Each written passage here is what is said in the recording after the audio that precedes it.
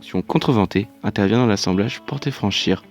Bien que les forces verticales appliquées sur la structure ne soient pas en soi un problème car retenues par la fonction portée, les forces horizontales, quant à elles, comme peuvent le provoquer le vent, créent une instabilité dans la structure et donc un basculement.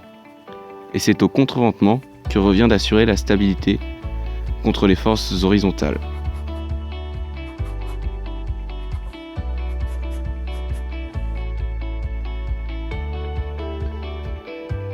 La première solution est l'encastrement dans le sol, mais celle-ci est très coûteuse car elle demande d'avoir des fondations très volumineuses et donc un apport en matière première conséquent.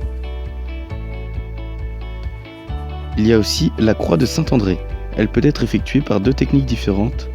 D'abord par câble, mais ceux-ci ont besoin d'être réglés souvent car ils se détendent au fil du temps. Puis il y a aussi le contreventement par bielle. Celle-ci est plus rigide et donc peut résister seule en traction comme en compression.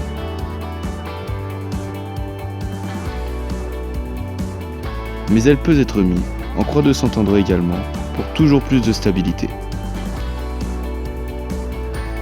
Le contreventement par portique, c'est la rigidification du point de liaison le plus soumis à l'effort.